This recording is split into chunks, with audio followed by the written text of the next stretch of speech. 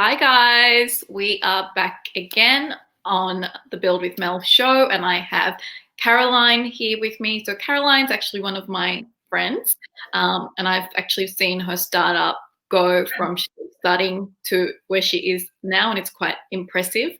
So yeah, she's been on the full journey, and it's really exciting to have her because I actually know her business model well, so I can give her, much more detailed advice into it.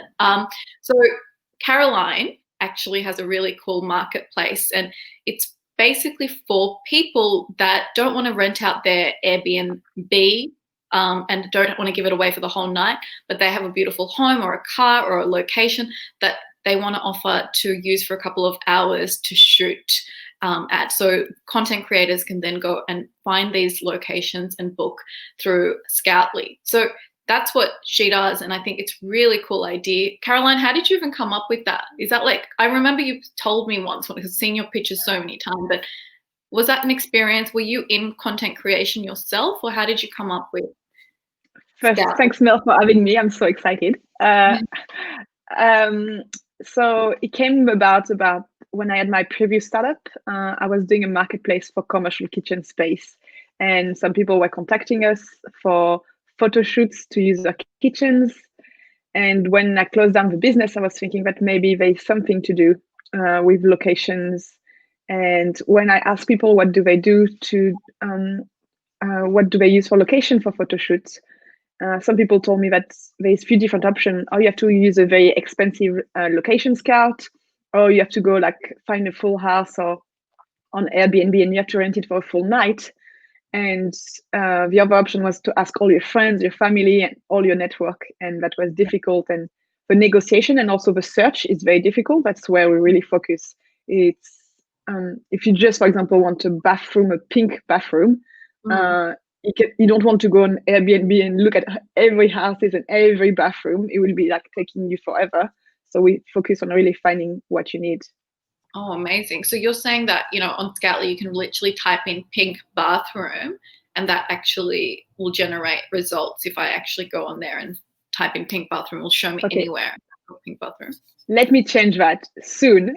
Right now, you can type bathroom and you can see all my bathrooms. You can type your price, you can type the number of people, but we're working on the next feature about typing what you need exactly will come next. Cool. Okay, that's pretty fantastic. I mean, for even movies and everything that you need. So you're really covering that area. So right now, and we were just talking earlier, so just to catch everyone else up, I was saying that your site looks fabulous, from what I've seen in the journey, and you've got features and you're getting press. So I was saying you're doing pretty well. It's looking like. So where do you feel is the biggest challenge right now for you to scale? And I think you had a view on that. So would you just share again? So where's the biggest challenge now for Skoutli? Because I see so many listings on there. It's thousands of listings. So, but you were saying that that's still an issue. So can you just share that, what's happening? Yeah. I think the main issue for us still is the number of listings, and even more when we're thinking about price range. So anyone with content creators are very price sensitive. Right now, our main bookings are for producers that have quite big budgets. So for them, our price is very good. But where we see that will go down in the future is any type of content creation. So it can be a photographer, it can be an influencer on Instagram or on YouTube that just need a location for a few hours. And I think right now our prices are still too high. But I think by having much more location, people will have a bigger price range and people will be able to find what they want. And something just to add to what you said before.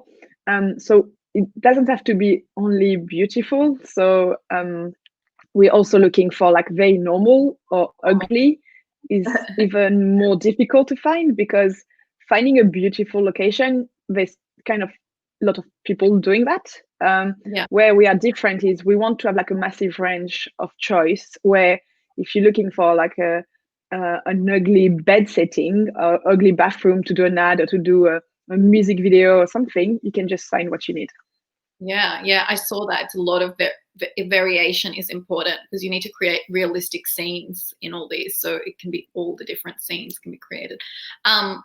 Okay, so you're saying listing is important, but have you also talked to everyone that lists that your price is too high, or when you have that onboarding process for Airbnb, like they recommend how much this should be, or you can, I guess, even if you don't have that feature, like have you told them, like would they reduce the prices or whatever, like so, or is that something that you've tried to reduce? Because that seems like the problem, that it's quite high. $1,000 for to shoot in a kitchen is quite expensive, and you could just rent it for the whole day. So we try to send some email out, but the issue as well is like emails, sometimes they just don't work. And issue that we had before, we changed that recently, is they didn't have to put their mobile phone number. And so if you just send an email and tell them like, oh, please change your pricing, they usually don't see it, or they don't know how to access the platform anymore. So now we're making the onboarding better, we're making the experience better, and soon we'll be able to tell them like, we think that having a kitchen in Sydney, you can put this price range per hour, being like, you can put it more expensive, but you will get less booking. So it's up to everyone. But definitely we will change that now. Yeah. And the other conversation that was really interesting for me, and I want to touch on it, was, I know you were saying, let's increase the listing so that there can be more price competition, and then it becomes more, because I guess the cheaper you can drive this price down, the more people can get advantage of the platform. And it's not just for, it can be for photographers, and it can be for influencers and everything like that.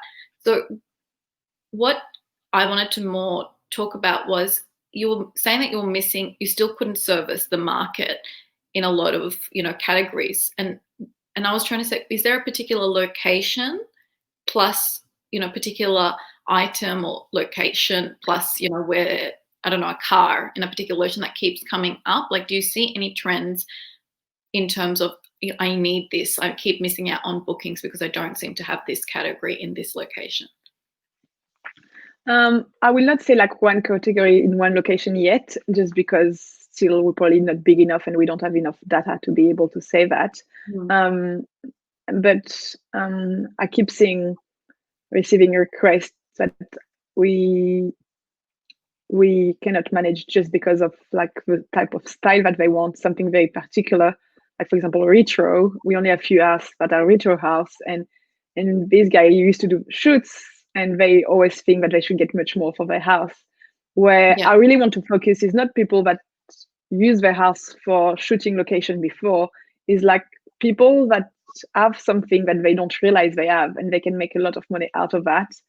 And by just renting it out for a price, that's a win-win for everyone. So if you get an extra $200, $300, $400 just by leaving your house, and you come back home and your house is left clean, I think that's definitely worth it. So some people, like when I'm speaking to some people that just do shoots, they're like, oh no, like I do minimum $250 per hour for my kitchen living room, because it's not worth to pay the cleaner. And I'm like, how much do you pay the cleaner? Because I probably don't have the same cleaner as you. And that's fine if they are people like that. But I do think that like my aim is to really empower people that cannot usually do. It's not they don't want to do it. It's because it's more like they cannot do it, because having a spare bedroom or a spare house in Sydney or in Melbourne or anywhere else later down the track is just too expensive. So we're really aiming to get people to be able to just use their car when they're not using it, their bathroom when they're not using it. And right now, even if they're working from home, they can be working from their bedroom, and they can just get someone to come and do a shoot in the kitchen, and that doesn't matter as well. So So with marketplaces, the reason I was trying to get you to think about location and a particular category is because, when I play in marketplaces, it's such a big landscape, and it's overwhelming. The amount of categories and the amount of location, because it's the only kind of marketing that has so much dual play, because you've got the location that you have to deal with, because if you don't have the location, it's not going to work for everyone, because it's a physical situation that you're serving up. And then you've got the category that you can serve in that location. So it's like dealing with two things. Whereas if you think about it, normal e-commerce store, they don't do it the dual. They just go, you put an item and they'll ship it to you. So they don't have the issue of location.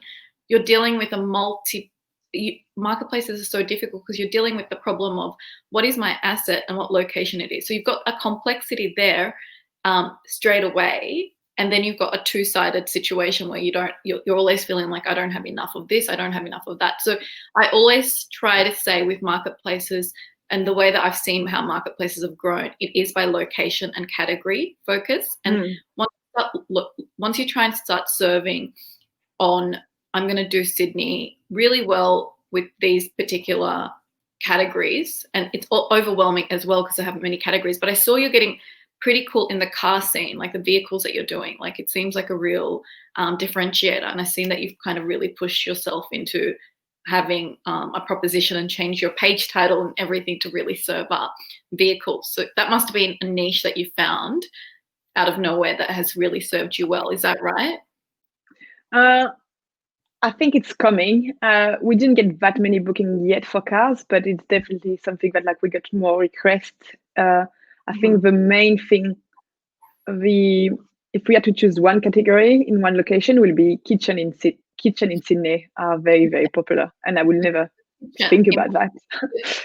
Is your campaign strategy now to keep finding more kitchens in Sydney right now? Like, have you got a strategy and a campaign that is very focused around kitchens in Sydney? I don't have any campaign right now, or I haven't done any like proper campaign yet.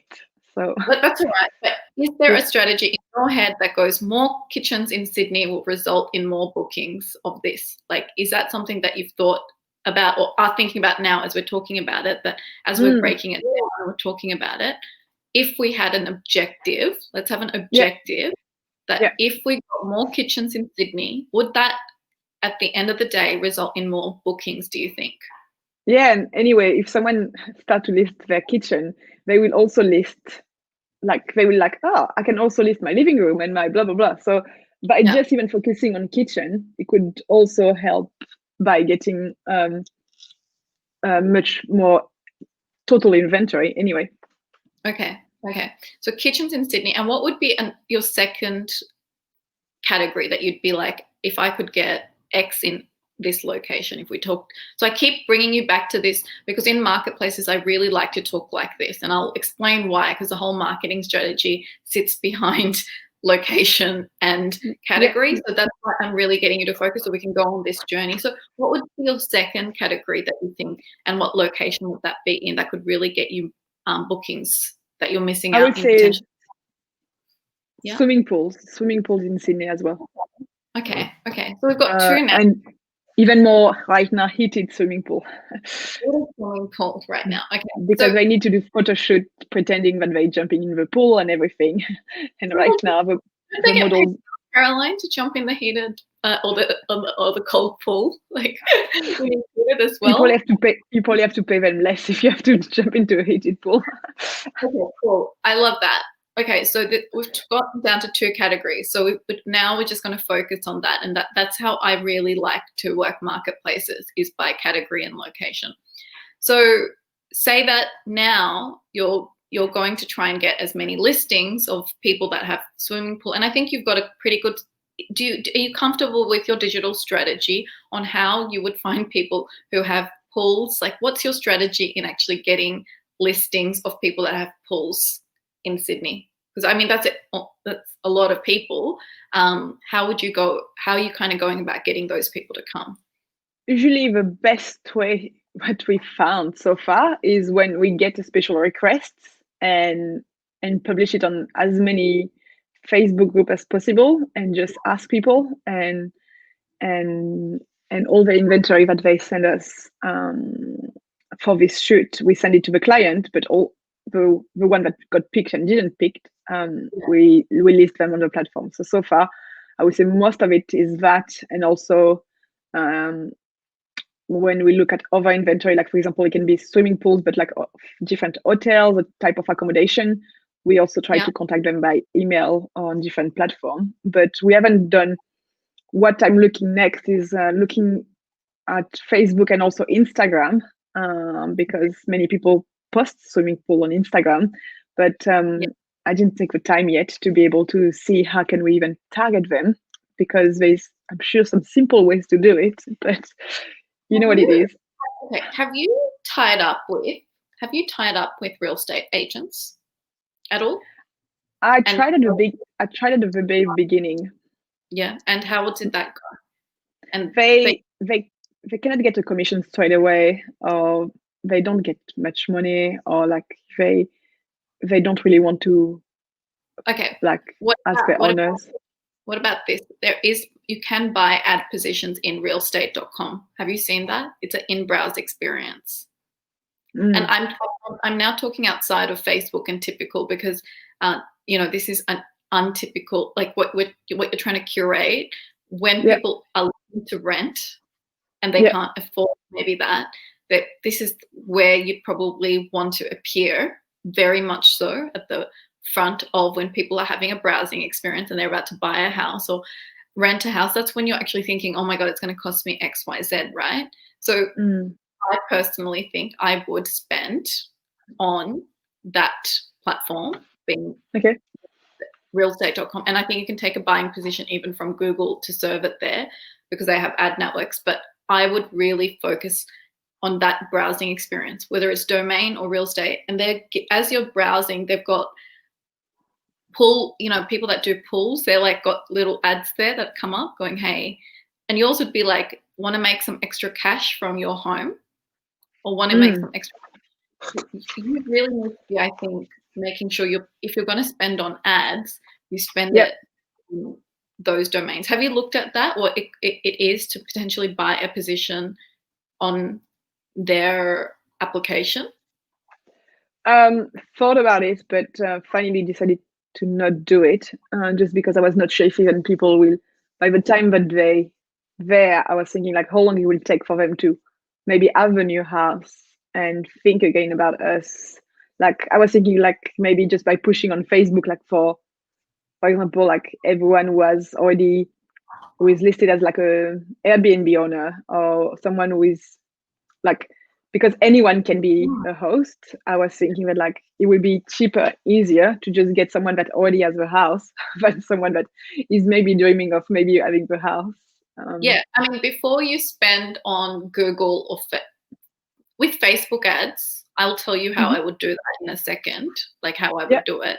But I think that idea of like just posting on, the groups and getting people, I think that's a really fantastic and a really cheap acquisition way to do it. And I think it's a smart way, because it's real, like you've already got the lead, but it's when you can't close. I guess the problem is sometimes you don't get the right people and then you can't close your deal. So you want people already there.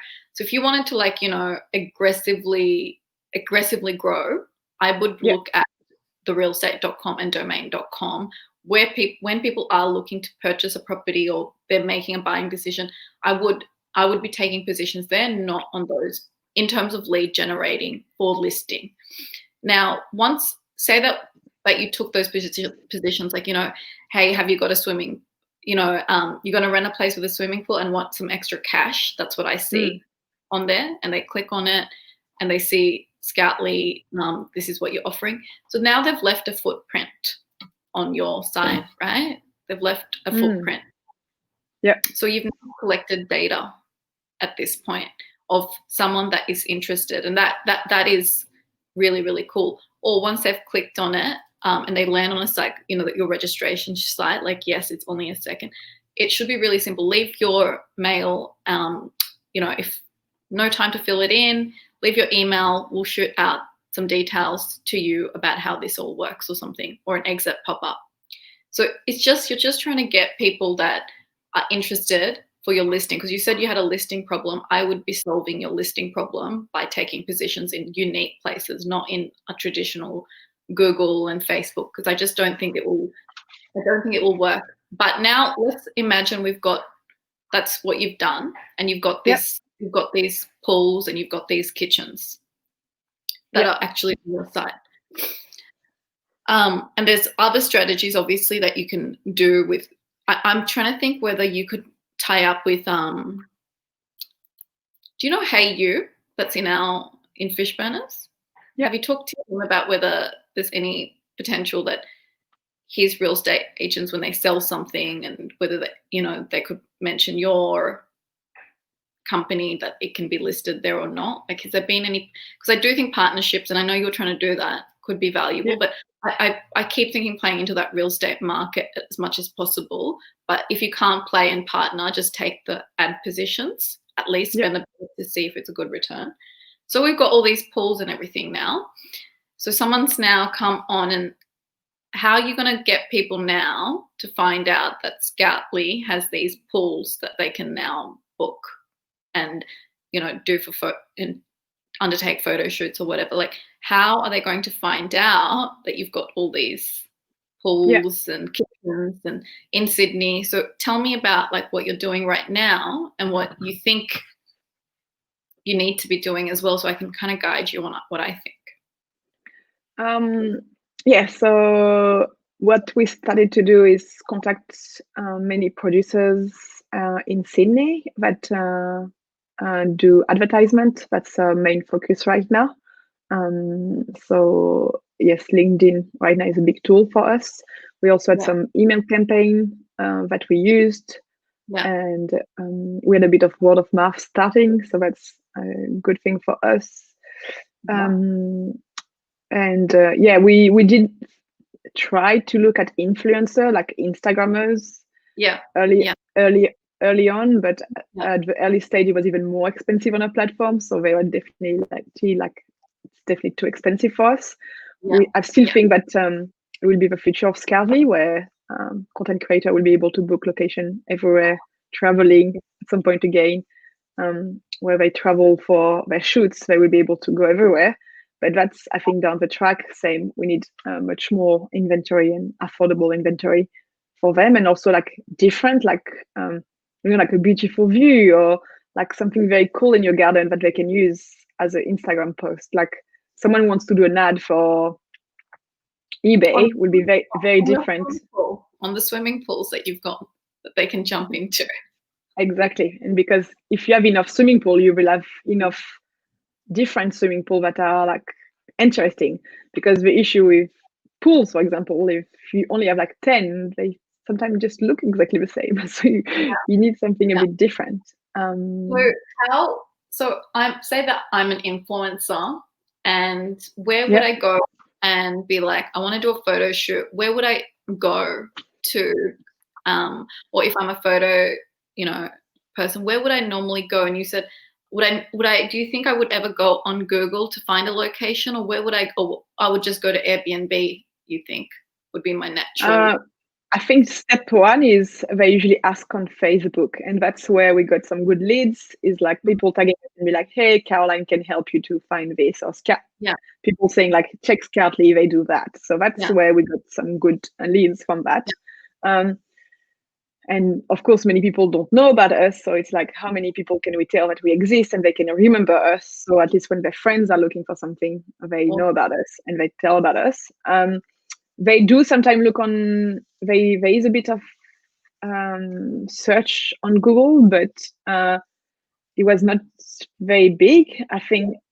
But at the same time, it's definitely worth it, because right now no one is using it. Like, even if like I have some competitors that are quite different, or sometimes a bit similar, no one is betting on Google yet. So I think it's also a good time when no one is playing with it to play with that.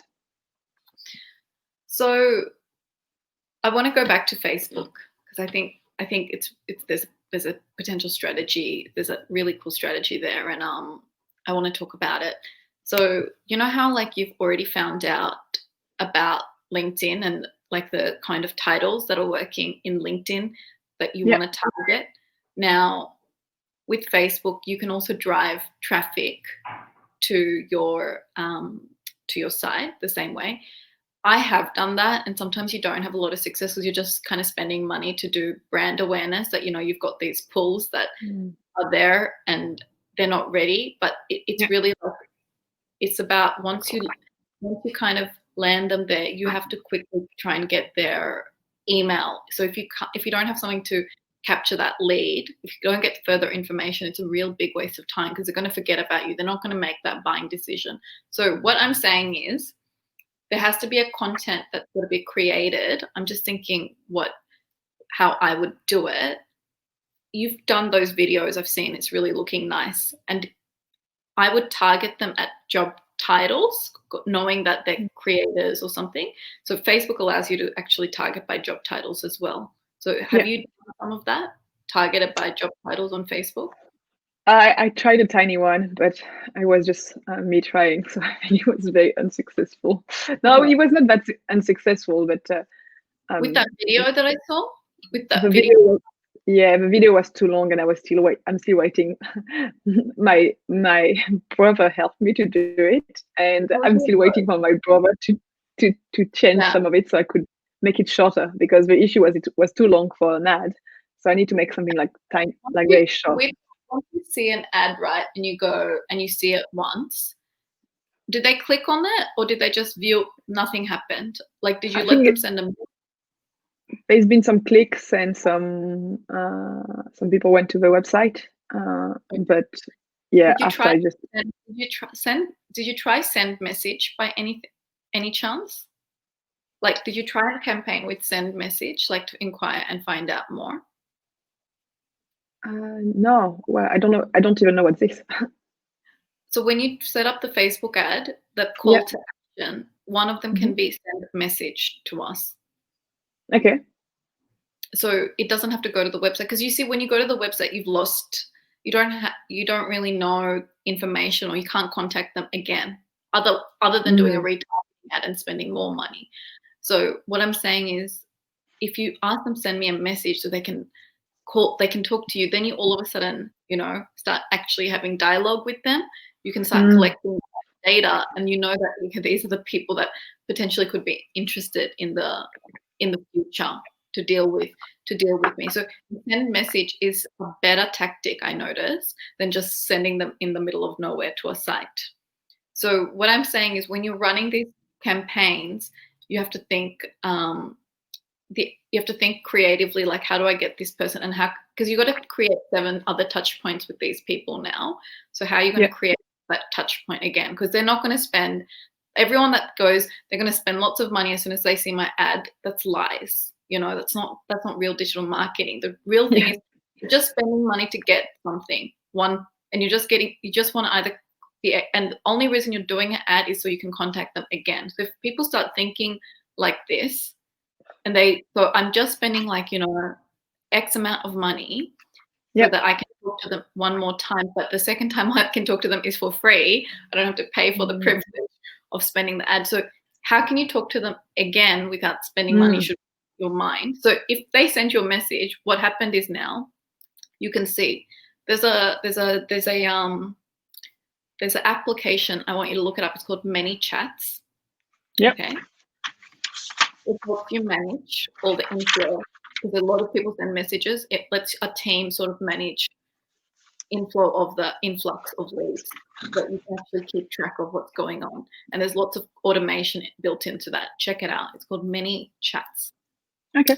So you can run a campaign by send message, but then at least you can tag it, see what's going on, reach out to them again in bulk and stuff like that, which can be really advantageous.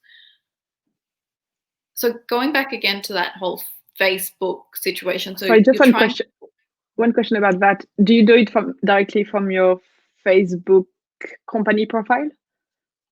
For the Manychat, or for the send message? Manychats.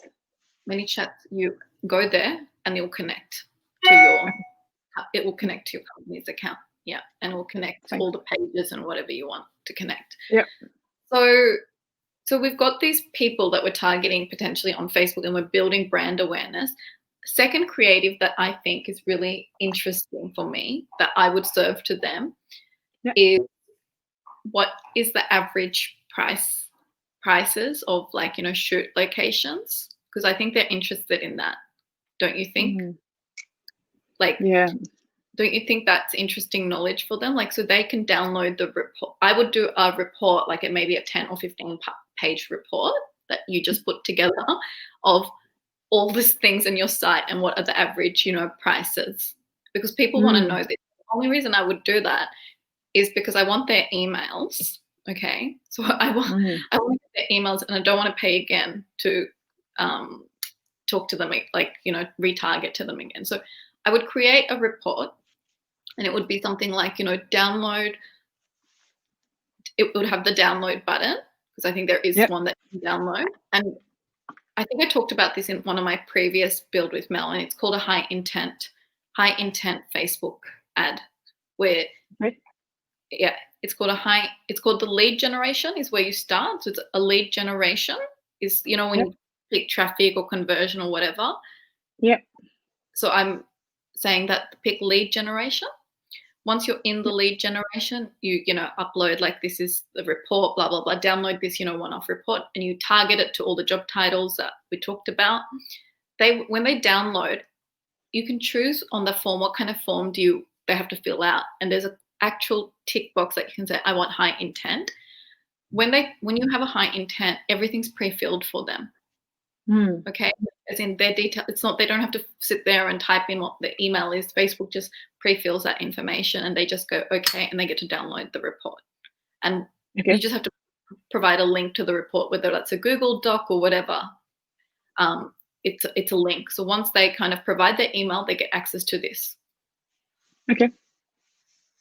Now you've got these emails of all these people that wanted access to this report, because they're obviously interested to know how much kitchen goes for, what the average price is of a photo shoot location. So I'm just thinking creatively, you might have more ideas what they might be interested in, but a report is interesting usually for people that are within that, how much should I pay for a kitchen in Sydney?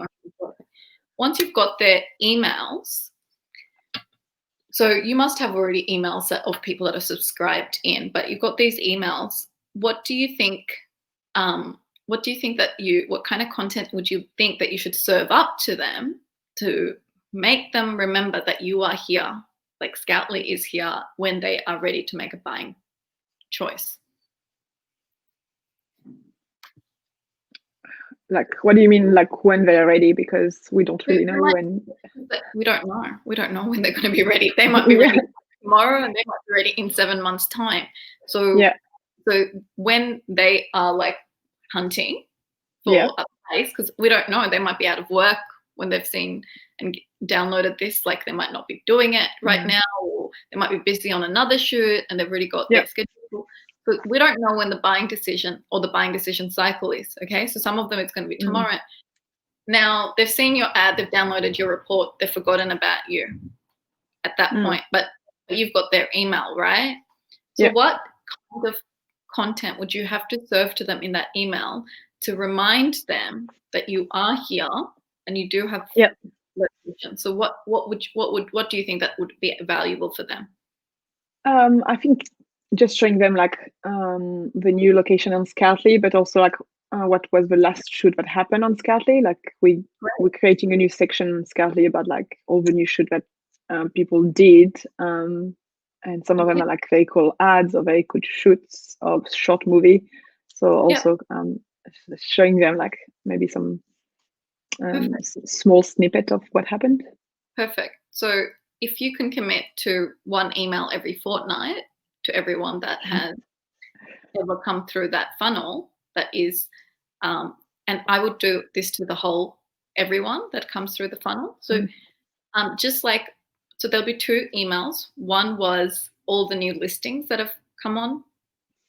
And the other one, the second email will be about a particular shoot that happened. And you can go back to all the shoots that happened. So every 2 weeks, it will be on rotation.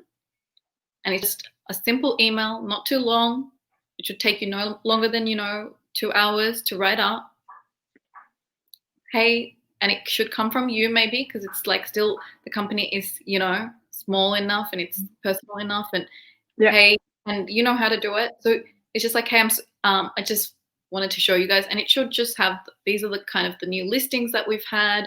Really excited to have added that. I'm sending you this because I want to keep you guys updated on what's going on in Skoutli and the growth that we are having. So you're reminding them every time on that email what kind of Question about that. I'm not sure how much have you tried about email, but something that I'm not sure is like I tried before, even for investors and things like this. I've tried like including picture or not including picture, including video and not including video, including links and not including links. Like any tips about that? Because I feel like the bounce rate can be bounce rate or spam or things like this can be quite. Okay. The biggest thing is, I don't know if you know, is subject line. Did you know that? So I don't know if it's this. No, I didn't know that was the main thing. No. That's the main thing. So that determines whether they're going to open it or not. So my email open rate is about 80% once you figure out what the subject line is. So let me tell you what happens in subject lines, what you want to do. Imagine I wrote an email, don't open this. Would you open it? Well, yeah. Depending with sending it. Maybe you know that, right? So you probably like, why is she saying that? Or you said, you need to see this. I had to let you know. ... There is particular ways that you have to entice that open rate. You know, you have to, and it's about good copywriting. It really is, and that's why I always say the copywriters, like, they're the best things that ever happen because they know the psychology of you know the open. Like, how do you go from 5% to 80% open rate? That's happened to me. My emails were like 3% open rate, and then I get like 88% open rates, and it was just because I changed the subject line. Okay, so then it's about the body. About the next thing that you want to do in email is make sure that it's easy to read, short sentences, not paragraph. So when people write emails, they think they have to. You should separate sentence by sentence. Like, sentence that's that long, and then the next one that long, like literally one-liners with gaps, so it's easy to consume. That's the hottest way to write emails right now. And yes, clicks are good. Photos, not too many, 1 or 2. It's kind of like irritating because when you're in mobile, the photos don't come up anyway, so it can be irritating. So it's more about the text right now, actually, in email, and being able to read really quickly, even if the email's long, but if it's broken down into short things and you can kind of glimpse over it, it's a really nice journey. And I'll send you some examples of that, Caroline, like directly to your email as to what I think is doing. I'll just do it for you right now. You can see what because I'll forget. And my issue is if I have to show them the new location, and if I only do 2 pictures, so will I only show them 2 location, or should I send them somewhere? Just put it in a Canva. Like, that these are the 6 new location, and then they can be a click, see them all. So you just have like so you put 1 picture, but 1 picture is like 6 picture, for example. Yeah, you can do 6 pictures in the 1 picture, like, in Canva. You just it seems so simple, but yeah, it's just So I just sent you an email. I won't say from who, because it's someone else's company, and but when you do get it, you'll see how they've used the photo right at the top, right? Yeah. And how the email is broken into very short little chunks, and see how long it is, and look how they've used the images, okay? So, and then look how they've signed off and how many times they've actually created click opportunities. Not many, but there's like a couple of 3-4 times as well. So yeah, I want you to have a look at that, because I just want you to take that format. If you're not a good at writing, hire an email content writer. If you don't know someone, just let me know. I can connect you with people, and they will just write for you. And they'll write for you, because it's sometimes, as founders, it's like overwhelming. Like, we have so much to share. So it's like, these are my 6 locations and this is my update. Like, do the email for me, and these are my 3 link opportunities that I need. So you just give them that. They create something really nice and snappy for you. And then all of a sudden you're getting, the reason I'm telling you this is because you need to make sure that you're front in mind, because when that opportunity happens mentally, the opportunity comes up, you sometimes forget, that you downloaded that report 3 months ago, and you then forget. And you might want to even think about, like, do you want to create, as you get better at emails, because you're only doing 2 because you haven't started yet, you might start segmenting your list. Like, you might send different things to the people that are listers, like that actually listed their profile, and they might always continue to get, oh, these are all listings. So everyone might get that email that, Any these tips? Any tips? Because my issue, for example, is I would like to send an email to, I have a database now of like all the people that are on my platform, but some of them I don't even know if some of them have listings, so I know that they have locations, but some of them I don't know if they are producer or not. Any tips about like sending them an email so I can try to tell them like who are you? What do you want to receive? And how can you after manage that properly? It's been in my mind, but I haven't been able to. Okay, so you're saying that you'll list the people that are listed on, that have listed on your profile. Okay, so that have actual listings. Some people have just signed up to my to Skoutli, but I don't know why. I don't know if they are producer. I don't know if they maybe one day will list their house or why they're here. You will know their interest because you know how you're going to create the clickbait opportunities. Like, sign up. One of your click opportunities might be list your place here, because you know the people that are creators, they might also want to list their place too. It might be that you get dual. So when you use proper emails and you see they clicked on list your, like, this person has clicked on this, you're getting more data, and then you know that that person is interested in listing their place. So the 3 opportunities that you're going to create, that is going to be list your place, view more of our listings. So depending on which one they clicked, you're going to know. And if they clicked on both, they're interested in doing both, So you've got these. That's why you create the click opportunities, because you're trying to determine who are these people and what are they interested in. I don't want you to get send any platform that you recommend that you use to send your email and to be able to track all that. I've used Active Campaign. It's worth the price. It depends how big your email list is. So I think it depends if you're over. There's also MailChimp. You can obviously use that. I've moved on to HubSpot recently, but the delivery is not as good as it was on Active Campaign, to be honest with you. I used to be on a HubSpot, but you stopped. It becomes way too expensive when it's too small. And the delivery is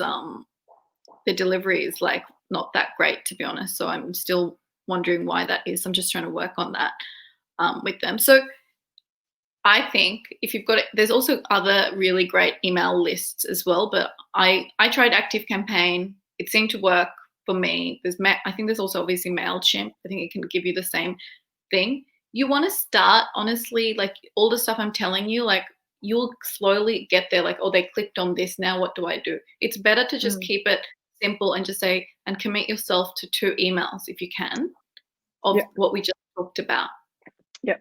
That's what I would do. I wouldn't overwhelm myself if I need to segment my list. I need to do this, because it becomes, honestly, like overwhelming. Like with time and sophistication, you'll get there. But if you just say, I'm just going to send people like the new listings, I'm just going to tell them about this, I'm going to tell them about a shoot as well, and that's all I'm going to do, you're actually nurturing the leads.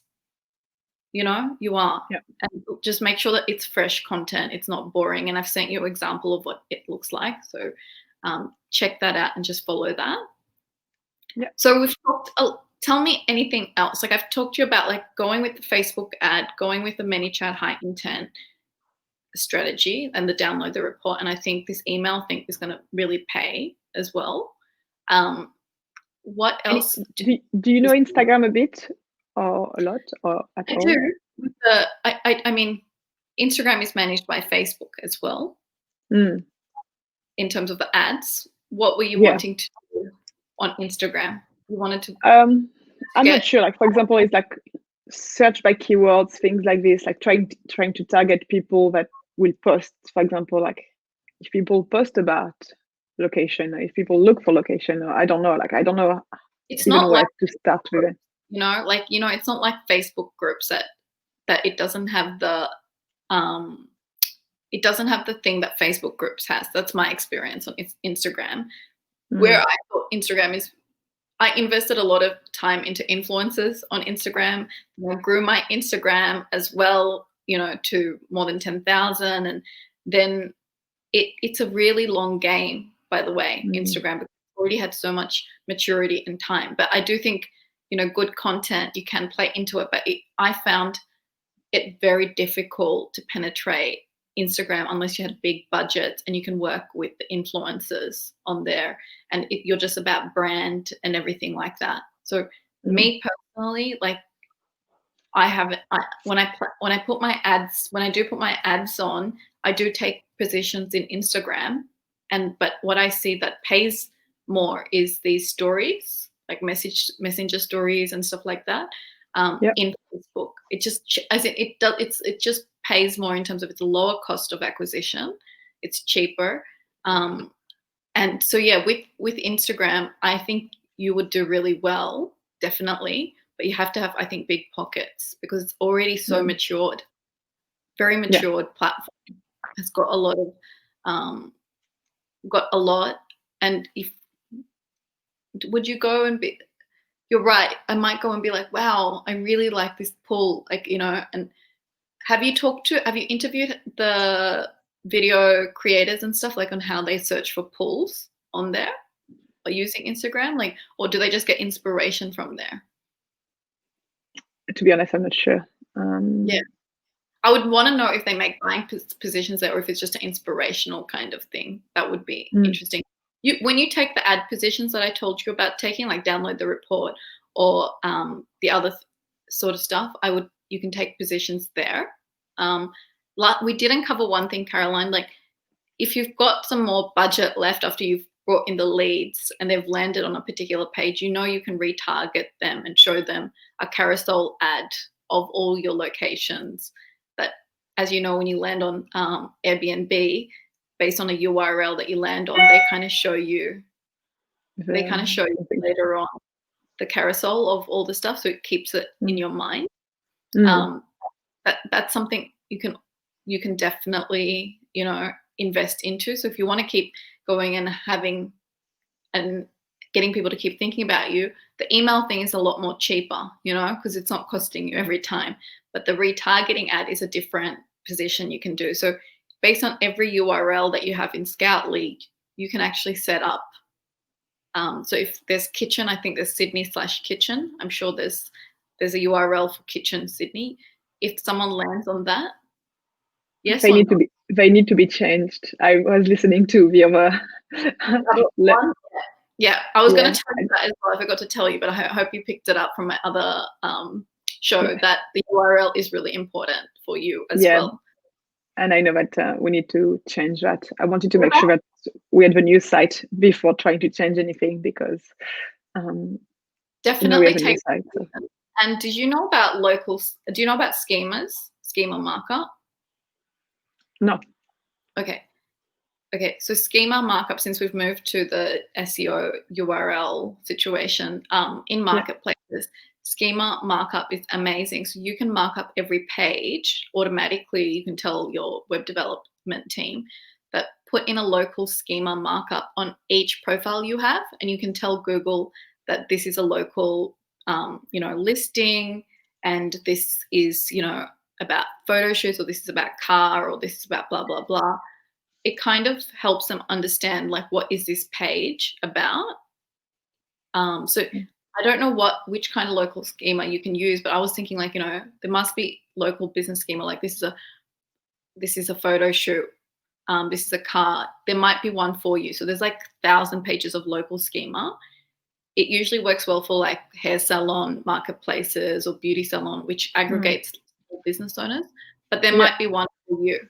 And in the local schema, you come up a lot more in Google, like as in all of your pages come up. It's just, you can look it up. I don't know if you can find a schema for your particular line, because it's a service, I guess. So they have a service-based schema, but it could help you. It's a technical thing, and you can just have it sitting behind all the people.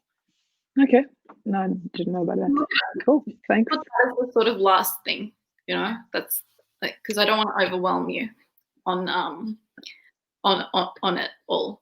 So yeah, that's always the issue. Like there's so many things that we can do. Like also, yeah. Sorry, can I ask you last question?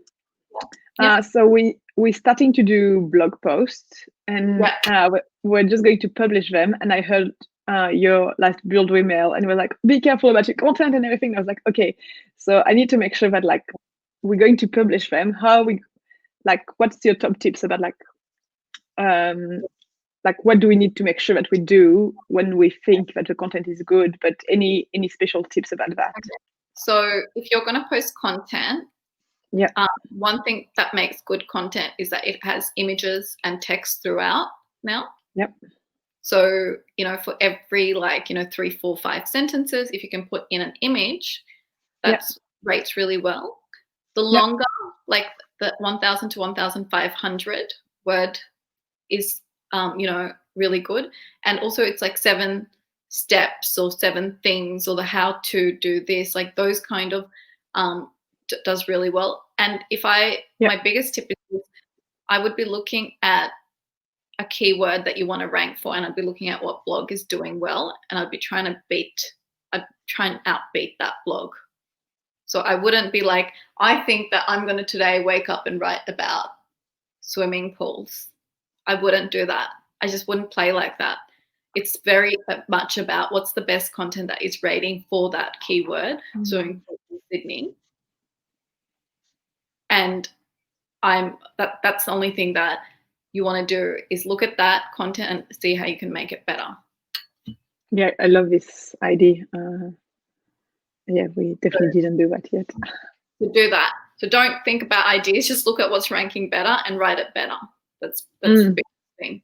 And HubSpot has a very good list of like the 100 blog posts that you should write. And I really like, I don't know if you've seen that, but like you just have to put like what's your topic. For example, I will put like photo shoots, and they will give you like how to like blah blah blah, and it's perfect.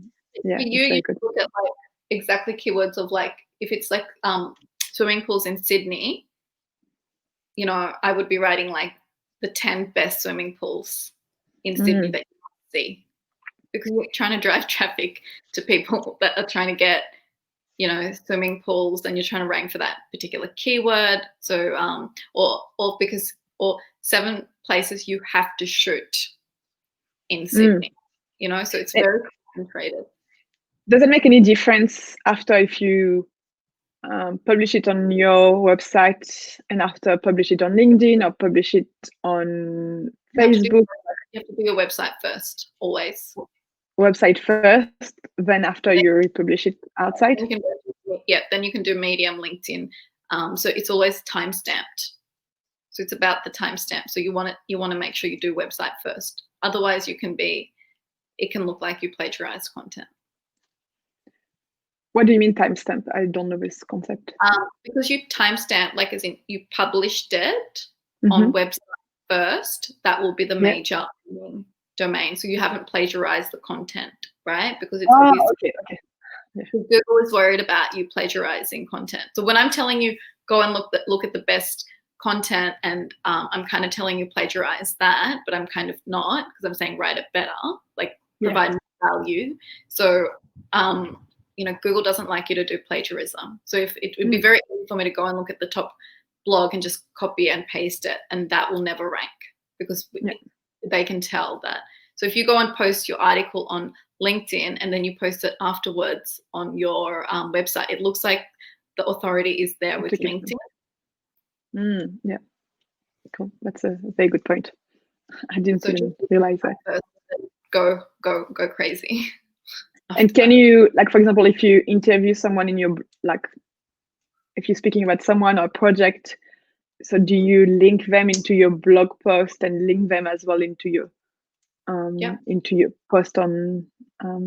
Is it better to link them again on, for example, if I'm going to speak about someone, like they just did a shoot, and they're speaking about their shoot or something in their blog post, do you put again their URL and everything if I'm going to post about it on LinkedIn as well, or they just all over? Post about always link people. Always link people. So if you link people on your website, that's fantastic. So for every blog you do, if you can do 2 internal links and 2 external links, that's another tip. There you go. So 2 internal links means 2 places that they can click to go to another place of your website, inside of your website. So it could be a search page, it could be something. And then 2 external links could be 2 other websites that you mentioned, that it actually richens your blog further, because you're connecting into the whole web now. Yeah. So it could be like, you know, the photographer that you did the shoot with, so you're referencing them, or it could be something else, but you're linking yourself into that whole network and showing to Google, like, I'm really connected. And when you do the same thing on LinkedIn, by tagging people, your post will do better, because algorithm likes that. It's showing you are authentic and you're legit. Like, you know, like me and you are talking, if I linked you, it'll get me much more better reach and connection, that we're connected and he's a really authentic person. Because a lot of the times these algorithms are trying to find out who's genuine, who's not, who's connected, who's not. So yeah, link everyone everywhere. You're doing it there and there. Cool, amazing. A lot of good tips. That's very good. Thanks a lot, Cool. Okay, so it's a wrap. So we've gone for like an hour. So I guess if I was to download everything I said, because I try and do one thing, I really think I really believe in the realestate.com.au or domain positions from a paid perspective.